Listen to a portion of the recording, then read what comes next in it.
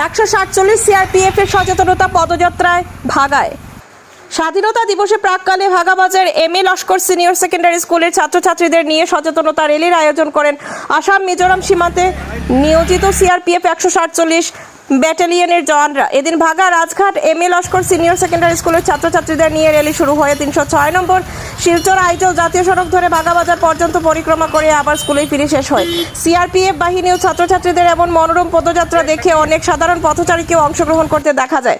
পদযাত্রার শেষে বক্তব্য রাখতে গিয়ে CRPF 147 ব্যাটালিয়নের assistant commandant Ravi Shankar তিনি বলেন, দেশের 79তম স্বাধীনতা দিবসে দেশের সকল নাগরিক ছাত্রছাত্রী সহ সবাই অংশগ্রহণ করবেন। এরই পরিপ্রেক্ষিতে এই পদযাত্রা বের করা হয়। বক্তব্য রাখেন স্কুলের অধ্যক্ষ বিষ্ণুরঞ্জন ধর। তিনি বলেন, দেশ স্বাধীনতায় অনেক বীর শহীদ হয়েছেন, তাদের স্মরণ করা আমাদের কর্তব্য। স্বাধীনতা দিবসে যাতে সকলেই অংশগ্রহণ করেন, তাই এই সচেতনতা র্যালি। উপস্থিত ছিলেন অধ্যাপক আব্দুল কুদ্দুস বরভুইয়া, রিনা রানী দাস, বাগা জিপির সহসভাপতি আমির হোসেন লস্কর, কর্মায়ন সংস্থার সাধারণ সম্পাদক বিবেকানন্দ দাস সহ ছাত্রছাত্রীরা। प्रधानमंत्री जी के हर घर तिरंगा कार्यक्रम के तहत एकत्र हुए हैं। इसी कार्यक्रम के अंतर्गत हम लोग आज एमए लश्कर हायर सेकेंडरी स्कूल के साथ उनके सारे स्टाफ, स्कूल के बच्चों के साथ एक तिरंगा यात्रा का कार्यक्रम कर रहे हैं। इसके तहत हमारा मकसद ये है कि सभी लोगों को देश की आज़ादी के महत्व को समझाना और तिरंगा के महत्व को समझाना और लोगों को जागरूक करना। धन्यवाद।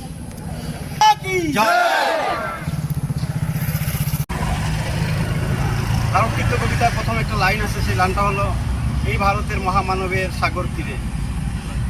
একটা কবিতার শব্দ আছে, ভারতের মহামানবের সাগর তীরে, হেমুর চিত্ত পুণ্য চিত্ত জাগরে দিলে এই ভারতের মহামানবের সাগর তীরে। আমরা আজকে এরকম একটা মহামানবের সাগর তীরে আমরা উপস্থিত আছি এবং আমাদের 79তম স্বাধীনতা দিবসের প্রাককালে তিরঙ্গা যাত্রা, হর ঘর তিরঙ্গা, এই কার্যসূচিকে সফল রূপায়ণ করার জন্য আমাদের সঙ্গে উপস্থিত আছেন আমাদের লাইলাপুর সিআরপিএফ ক্যাম্পের কমান্ড্যান্ট অফিসার সহ ওনাদের সকল কর্মীরা এবং আমাদের শিক্ষক শিক্ষিকারা, সকল ছাত্রছাত্রীরা, সংবাদকর্মীরা সকলে এই তিরঙ্গা যাত্রায় যোগদান করেছেন। সকলকে আন্তরিক শুভেচ্ছা। ভারতবর্ষের স্বাধীনতা সংগ্রামে এই তিরঙ্গা পতাকার গরিমাকে অটুট রাখার জন্য যারা আত্মদান করলেন, আত্মত্যাগ করলেন, তাদের আত্মত্যাগ, আত্মবলিদানকে আমরা শ্রদ্ধার সঙ্গে আজকে এই পথ চলায় স্মরণ করছি।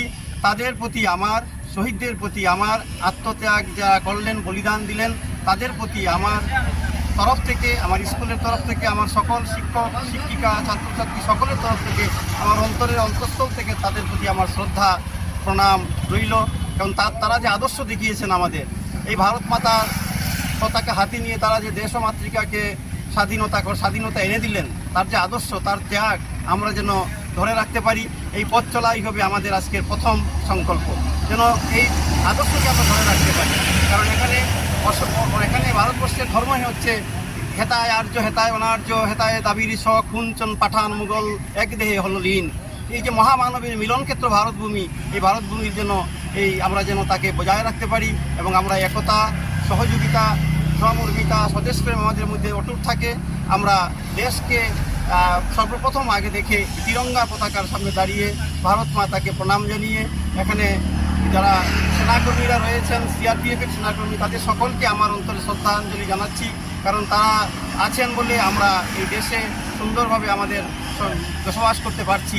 তাদের আত্মত্যাগ এবং সকল স্বাধীনতা সংগ্রামীদের আত্মত্যাগকে আজকে শ্রদ্ধার সঙ্গে স্মরণ করছি এবং সকলকে আবার আন্তরিক অভিনন্দন। সকালকে আবার স্বাধীনতা দিবসের প্রাককালে সবাইকে আমার আন্তরিক শ্রদ্ধা নিবেদন করে আমার এই ছোট্ট বক্তব্যটি এখানে সমাপ্ত করছি। নমস্কার।